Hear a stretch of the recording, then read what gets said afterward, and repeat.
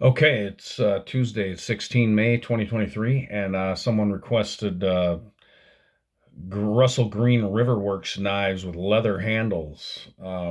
Seeing a picture of some of the ones that I've made. Here's one of them. This is a Green Riverworks uh, Hunter, their most popular style of blade, and this one has got copper rivets that are machined, hit uh, with a rivet driver. That's how you make them nice and round and smooth. And if you like that look, and then you have the back side of it.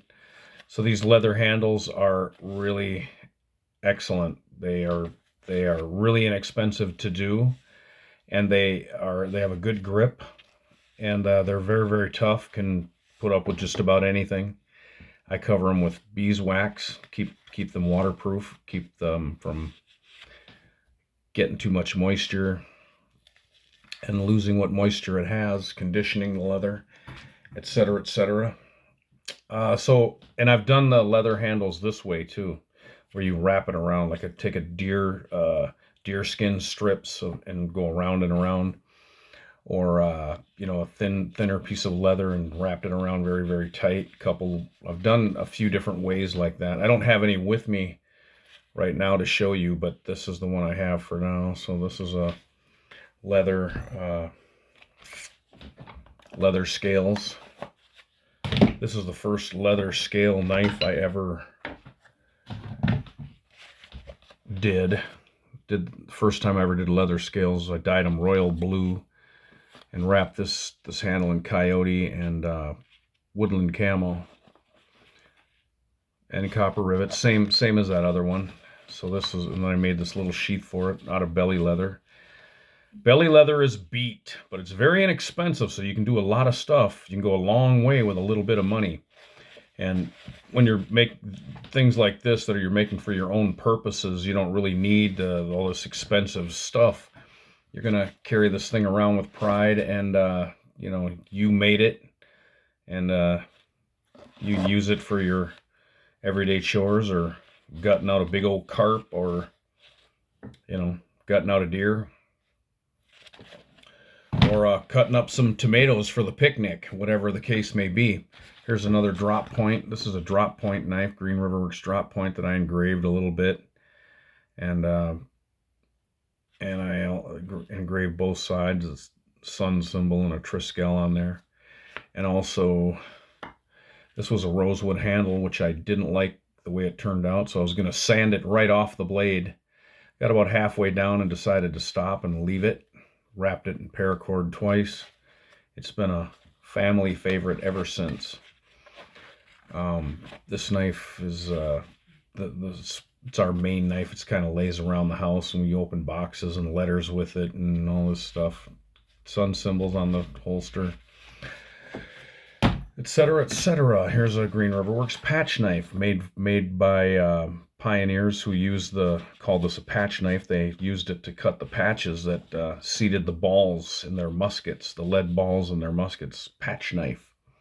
People use these for reenactments. This one has curly maple scales, which is really pretty. Curly maple's really pretty wood. Here's another favorite. Here's another one with leather scales. Another Hunter. This one's been patinaed, and same thing with struck with the rivet setter. Flat, great grip, great knife.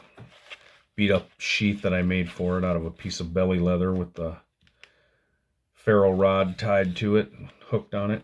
And now this is my main camping, hunting, fishing knife.